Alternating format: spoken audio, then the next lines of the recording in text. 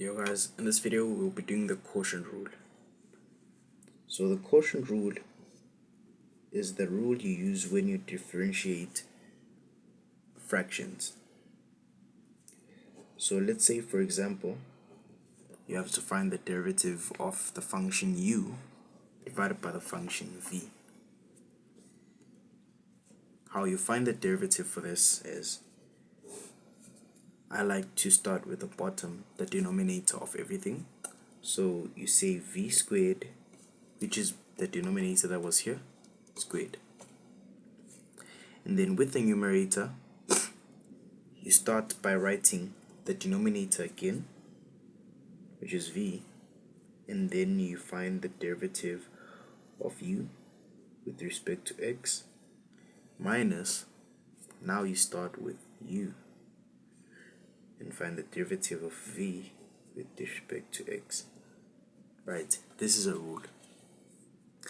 I show how to derive this rule on one of my videos. I'm going to link the video on the top right corner of this video. This was number 1. So let us do our first real example. We have to find d on dx of 11 minus 4x divided by 3x squared minus x. So to find the derivative here, we first draw a line and then we start with the denominator. The denominator is 3x squared minus x. It must all be squared, like here. And then we start with the denominator again. We have 3x squared minus x, and then we multiply that with the derivative of the numerator. The derivative of the numerator is negative 4, because the derivative of 11 is 0, it goes away. The derivative of negative 4x is 4, minus 4 rather. And then you have a negative there. Now you start with the top part, which is 11 minus 4x. You multiply this by the derivative of the denominator. The derivative of this would be the derivative of 3x squared. You'd have 3 times 2, which is 6x minus 1, because the derivative here is 1. That's your derivative. You can simplify further. Let us try, but if they did not say simplify further in your test question, you do not need to. You have minus 12 x squared plus 4x by distributing the 4, and now we have negative into, we have to multiply these two brackets. We have 11 times 1, which is negative 11. We have it's gonna be long, 66 x, and then we have negative 4 times 6 is 24 x squared minus plus 4x, all divided by 3x squared minus x, all squared. Now just distribute this. I feel like this is taking out the time, so I'm gonna stop here and go to the next question, because this is our answer for this specific question, which is find the derivative of this. Didn't say simplify. So for number 3, we have find d on d theta of tan theta. Right, so sometimes they might do this on your test, try to confuse you by not writing x and writing theta instead. You still do the thing in the same way. So you say d on d theta of tan theta is sine theta over cos theta. Right. By the way, we already know the answer for tan theta. It should be sec squared theta. So we are trying to use the quotient rule to find the derivative even though we know the answer. So now how we use this is we draw the line, we take the denominator, cos, we square it. So it's cos squared theta on the denominator. And then we start with the denominator once again, cos theta, and multiply that with the derivative of the numerator. The derivative of sine theta is cos theta. Minus, now we start with sine theta, and then we write the derivative of the denominator. The derivative of cos is negative sine theta. This is cos theta times cos theta, which gives us cos squared theta. This is a negative times a negative, which gives us a positive. And sine theta times sine theta is sine squared theta, or divided by cos squared theta. Now, cos squared theta plus sine squared theta is 1, divided by cos squared theta. Remember, 1 over cos theta is sec theta. So 1 over cos squared theta should be sec squared theta. And that's our answer for that one. It's number 3. We go on to number 4. Number 4 is d and dx of sec x divided by cot x.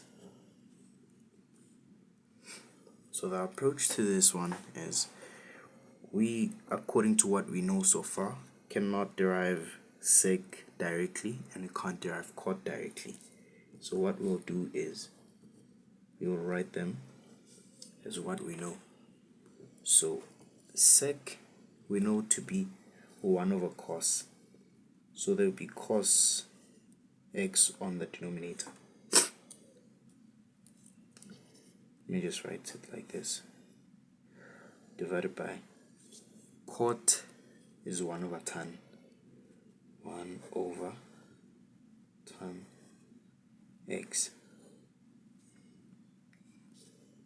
Then we have d and dx of, now the tan, 1 over tan will change to be tan over 1 when we change this to multiplication. And that would just be tan x on cos x. Now there are multiple ways of doing this from here, but since we know the derivative of tan theta, we will use that and apply it here.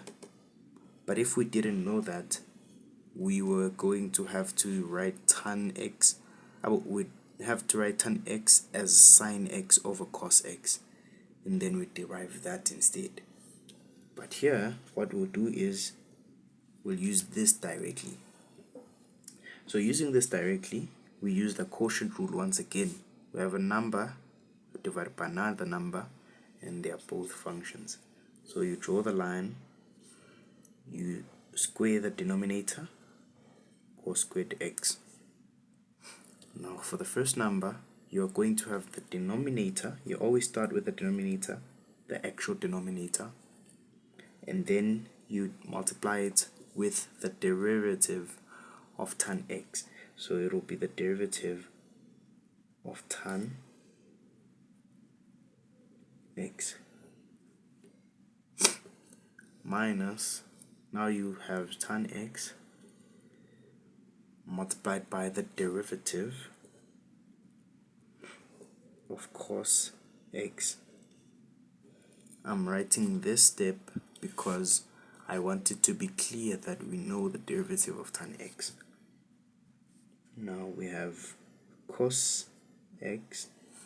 The derivative of tan x should be sec squared x.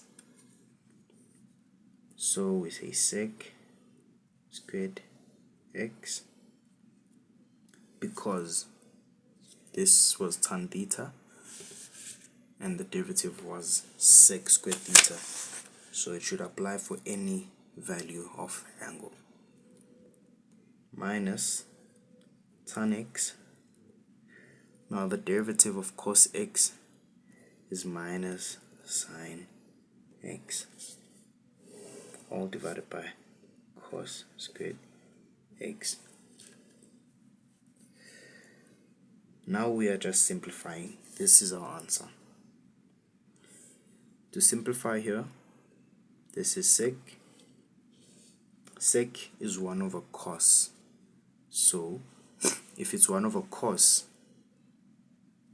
I'm just going to move quickly through this because it's not a simplification video. One of the cos is at the denominator of this. We'll cancel one of these cos's. So this cos goes away along with one of the secs, and then you have 1 sec there. And sec is 1 over cos x, minus this is sine x over cos x, which will give us sine squared x over cos x when you multiply with this, but this will be positive now, and have a denominator cos squared x. Now we take the same denominator, cos x, and we have 1 plus sine squared x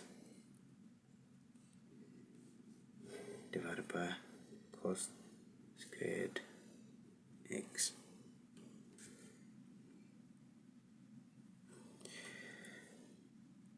Then this would just be 1 plus sine squared x divided by cos cubed x. I don't know if it can be simplified further. Probably there is maybe an identity for this, but let's leave it there for this video. Now we are doing the fifth problem. The fifth problem is saying, let's find the derivative of x sec x with respect to x. And how we'll do this is we will rewrite this as x over cos x, because sec x is 1 over cos. Now applying the quotient rule, you draw a line, take the denominator cos and you square it. You take the denominator again, cos x, and you multiply the denominator with the derivative of the top. The derivative of x is just 1, so if you multiply by 1, it will still be cos x. You say minus, you take the top now and you multiply it with the derivative of the denominator. The derivative of cos x is negative sine x. Now this will be cos x plus x sine x divided by cos squared x. If you want to further simplify it, you can separate this into cos over cos squared x, which will give you 1 over cos, which is sec this side, so you have sec x, plus then you take this and divide it by that, you have x tan x sec x. But this is your answer. You don't have to get to this. Then the next question, number 6, is d on dx of x squared plus 2 divided by x squared minus 2.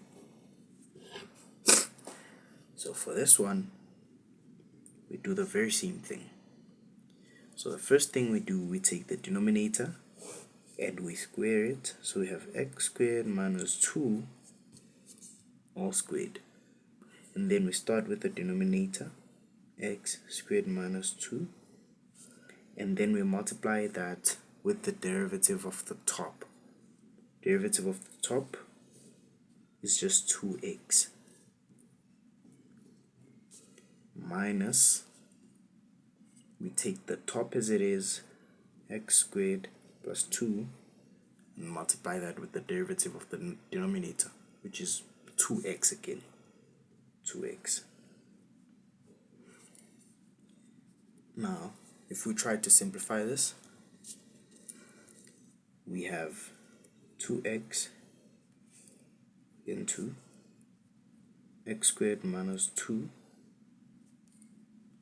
minus x squared minus 2. I took 2x out as a common factor on the numerator. Now at the bottom we have x squared minus 2 all squared. I have 2x into, this will be 0, this will be minus 4, so minus 4 times 2, okay, let me say minus 4 divided by x squared minus 2 all squared. 4 times 4 times 2, sorry, that's 16. Oh, that's 8, sorry. 8x divided by x squared minus 2 all squared.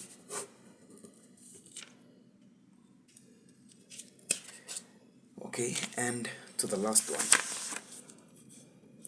The last one is d on dx of x cubed divided by a square root of 1 plus x squared.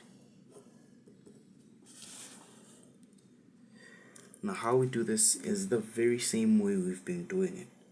So you draw a line, you write the denominator, square root of 1 plus x squared, and you square it.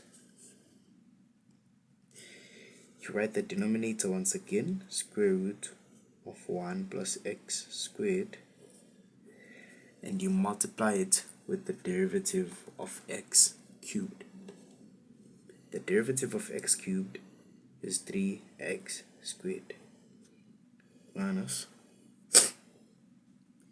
now you take x cubed and you multiply that with the derivative of 1 plus x squared under square root.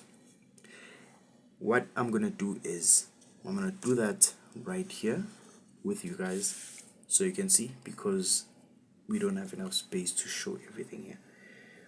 We have the square root of 1 plus x squared, and we want the derivative of that. What we'll do is we will write this as 1 plus x squared to the power of 1 over 2. And then what we'll do after that is we'll say we'll use the chain rule. I will link the video to the chain rule on the top right corner once again. And to apply the chain rule here, you differentiate the outside function. So this becomes u to the power of 1 over 2. If you differentiate this function, u to the power of 1 over 2, you will have 1 over 2 u to the power of negative 1 over 2,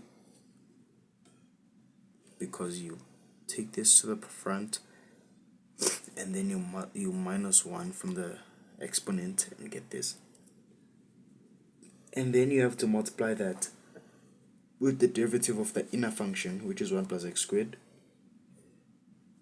and the derivative of 1 plus x squared is just 2x. Now we have to substitute u back. U is 1 plus x squared, so we say half 1 plus x squared negative 1 over 2x. I don't think you're supposed to write like this, like in terms of like writing somewhere else. Maybe we should have started by doing this. So since I had removed the d on dx, that's why I didn't have space to do that. So the 2 cancels with this 2, and then now we have x. This is a negative exponent, so we can write that as this 1 over this, which is 1 plus x squared to the power of 1 over 2. And then we'll write this as a square root. But now we will write that here. So this entire thing was just me calculating the derivative of 1 plus x squared under a square root. And the answer we got for that was x divided by the square root of 1 plus x squared. Now we will try to do a bit of simplification, but if it's taking too long, we leave it, because this is the end of the video anyways. Now we have 3x squared square root of 1 plus x squared minus x to the 4th divided by square root of 1 plus x squared, all divided by 1 plus x squared. But I think it's supposed to be the absolute value of 1 plus x squared, but I don't know.